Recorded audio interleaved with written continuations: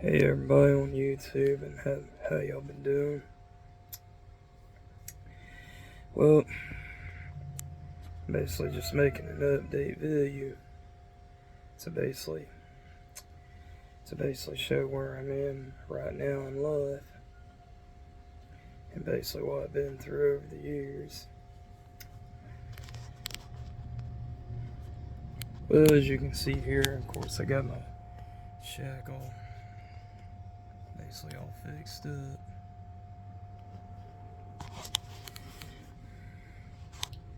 Cause I know actually ever since 2010,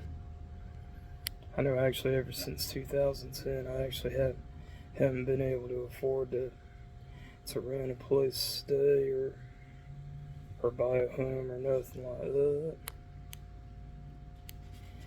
Cause I know for me life's been tough.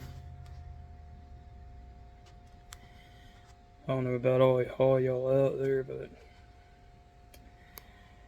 kind of one thing that I like to do at least once or twice a year, in order to take a break from all the stresses and like that here in the U.S. is I actually like to travel to Mexico.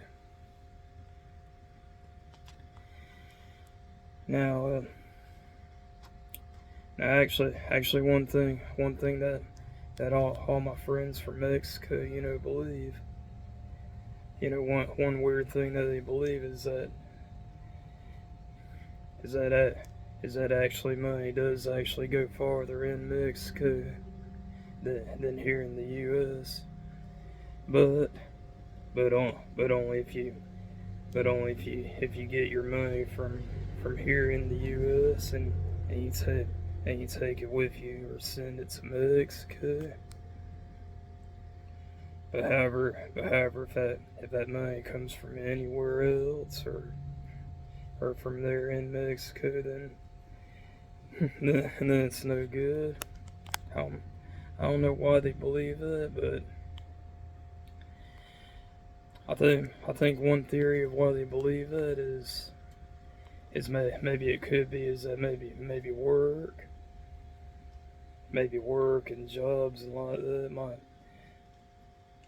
Maybe one possible theory is that maybe work and jobs here in the U.S. probably pay better than in Mexico,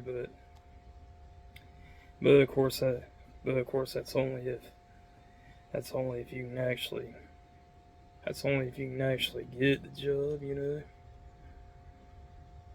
if you can actually get the job and be hired, and of course keep the job, of course, sustain it,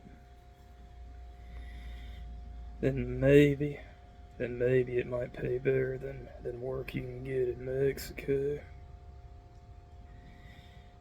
But however, if all you're doing while you're unemployed, if all you do is just run around town applying everywhere, going to interviews and all that, then of course that in itself does take a lot of work and time, but however you still don't earn any money. Which is kind of why there's a lot of poverty here in the U.S. Someone who's unemployed, they apply so many times at different places, only to find that they get discriminated or they get rejected, and then eventually they just figure that it's not worth it. It's not worth it to just waste their time and apply at different places just to keep getting rejected. And for that, that's why there's a lot of homeless people here in the U.S. I'm very thankful right now that at least a guy that I know from church, he's actually from Mexico. He's let me stay here at least in the shed that's connected to the house, which I call the shack. But however, back in the early 2010s, I actually did live homeless myself for a couple years.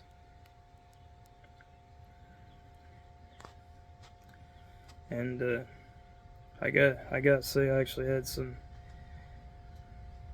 exciting and some not so exciting experiences.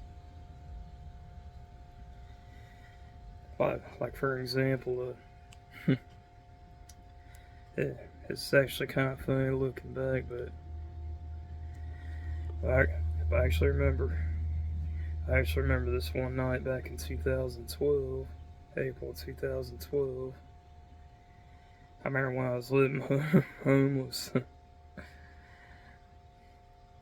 And of course, sometimes I'd stay at the mission, but other times I'd, stealth camp. I remember this is actually kind of funny looking back. I remember there was this abandoned building.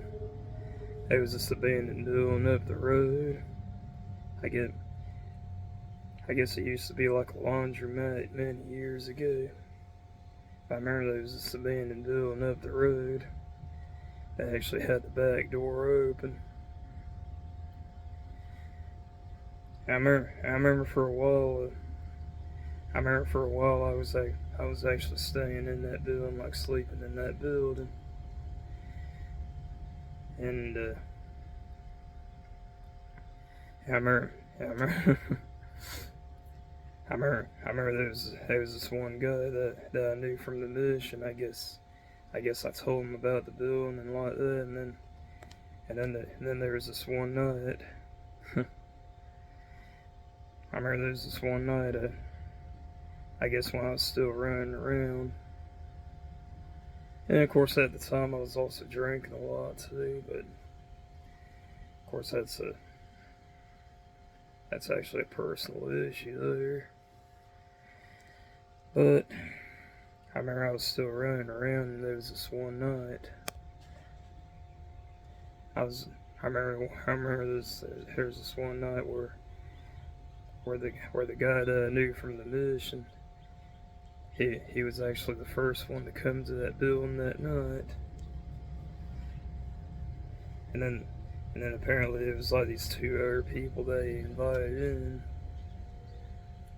And then what happened is I remember apparently somebody passing by must have saw him, and apparently sure enough the police came there.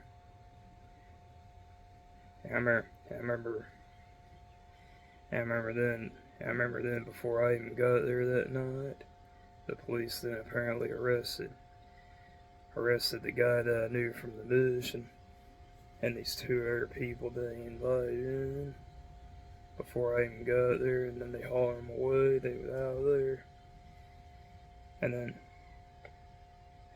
then I came to the building, it was getting settled in for the night, sleeping. And then all of a sudden, the next thing that I knew, the police actually came back and found me there, and then arrested me as well. Now the funny part was, that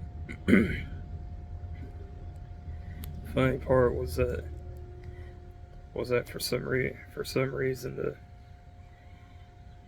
reason me and those two other people that the guy from the mission, that the guy I knew from the mission, for some reason the police only charged me and those two other people with trespassing in a structure. But however, for some reason the guy the guy that I knew from the mission, for some reason they actually charged him with burglary of an unoccupied structure.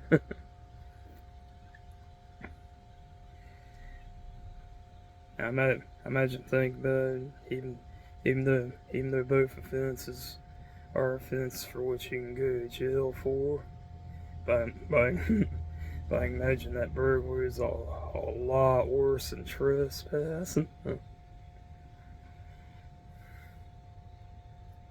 I imagine trespassing is kind of like a little house cat, while burglary is like a big giant cougar or tiger or something. Or maybe it's like a giant leopard or something. Anyway, when we got to the jail and like that, when we was in there and like that, I remember this guy that I knew from the mission. He was like, why is it that all y'all got trespassing and I got a burglary? I am not pleading to a burglary. The the state's really going to have to spend money on this one because I am not pleading to a burglary. That was what his words were. Of course, after about a month or two, they finally did drop his charge of trespassing, and then they let him go with time served. I remember it's kind of funny though, cause he and the other inmates, they was like all wondering. They was like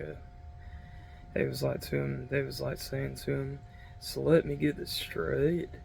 There were 4 of y'all in there that night.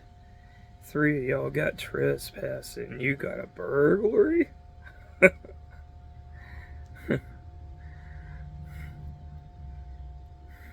Yep. And then I remember on all of ours arrest affidavit. I remember for me and the 2 other people he invited in, it only said something like that the assailant was found inside the closed business on 11th and Grace Avenue without the owner's permission. He did not have permission from the owner to be there. That's all it said for ours. Or it said something like the affailant states that the defendant did willfully and unlawfully enter into the closed business on 11th and Grace Avenue. He did not have permission from the owner to be there, and I believe that the defendant is in violation of so and so trespassing.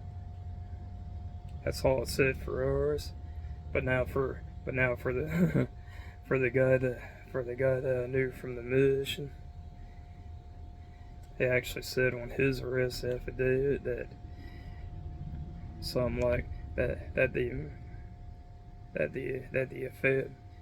affailant states that the defendant did willfully and unlawfully enter into the closed business on 11th and Grace Avenue with the intention of trespassing within.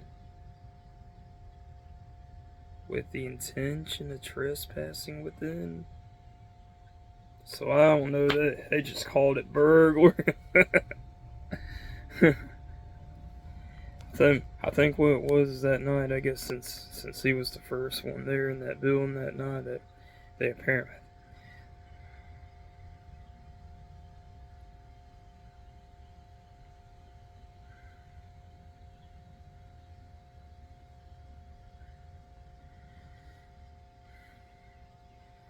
what it was, I guess the police must have thought that since he was the first one there that night, they apparently must have thought that he broke into the place. Apparently, what's apparently why they originally charged him with burglary.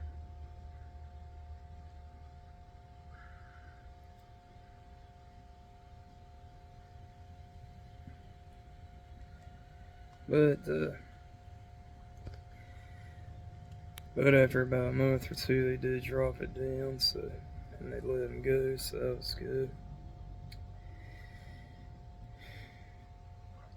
Yeah, sometimes the police can do weird things.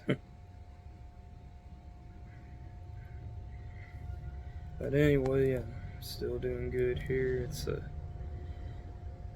I'm actually going back to Mexico for a while on November 7th. So,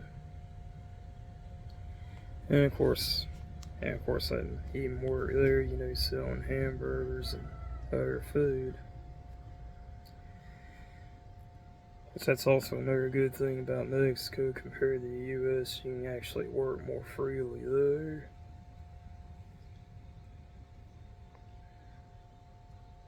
But yep,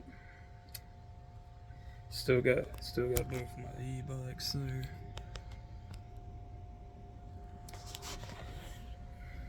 It's a shame that I had that one stolen. But yeah, apparently I'm gonna start doing some work here in a bit, maybe cutting some yards. And but yeah, one thing I wonder is I look around and I see that so many people have like brand new cars, nice houses, stuff that costs tens or even hundreds of thousands of dollars. Something that I can never afford in my lifetime. And yeah, I look around and so many people have like new cars, new big houses, and I wonder to myself how in the world does those people afford all that stuff? I mean, I'm lost here. I really don't know how so many people seem to afford all these nice cars and big houses and all that. I have no idea how so many people can afford all that stuff. I know working by itself is not one way, because I know I've worked full time before, and even that weren't enough to be able to pay for a house and a car. So that can't be it. So if any of y'all know how all these people afford all this stuff, just let me know, because I really have no idea.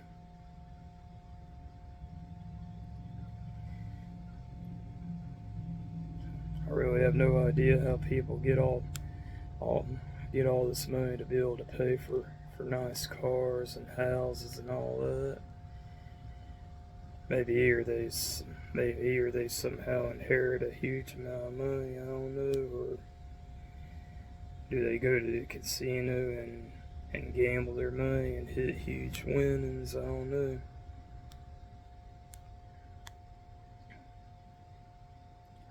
Or maybe they somehow break the laws of physics and draw money out of thin air, I don't know. I would sure like to know how so many people can afford all these nice cars and houses. And even many of which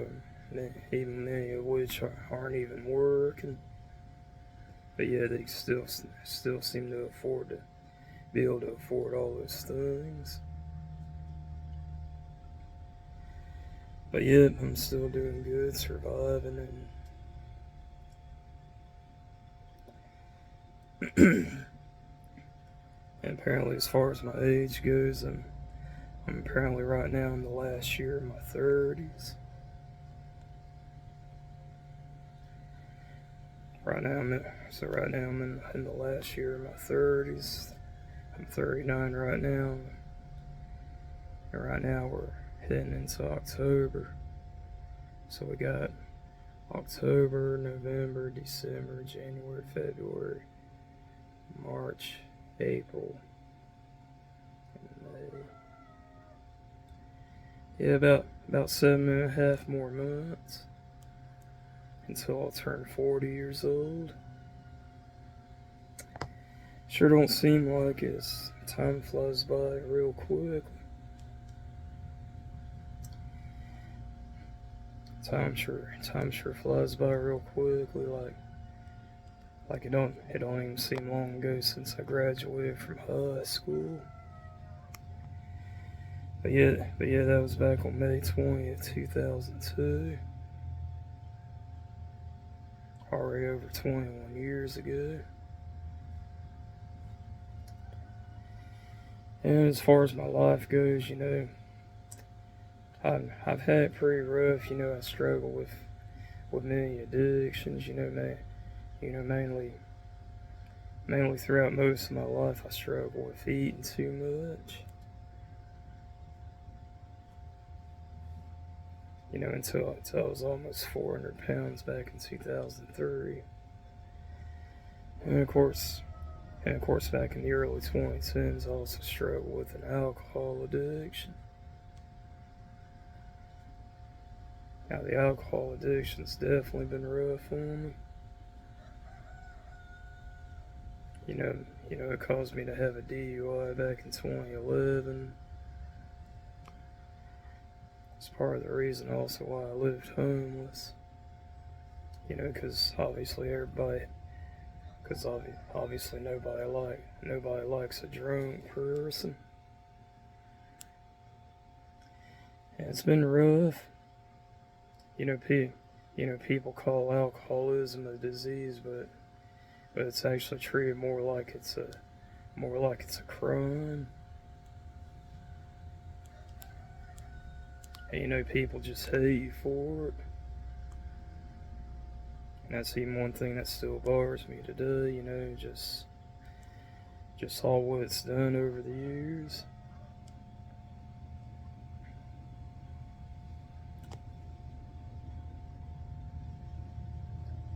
And I know one of the toughest parts about it was when I did need to be sober back then. It was like I was having to go through all these weird withdrawal symptoms. I'd be shaking a lot, all that. And I basically have like hallucinations. I'd be like seeing like flashes of stuff. And also feeling like something's crawling on my skin or some weird sensations. It's a mess. Alcohol addiction's a very horrible thing. But I'm glad I'm handling myself better now.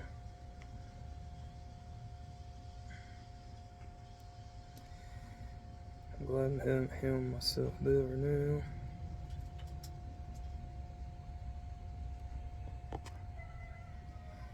But yeah, it's pretty much been an update to my life. Still doing okay now. Even though I'm probably still more poor than most Americans, but maybe that's one reason why I consider my life to be more like that in Mexico.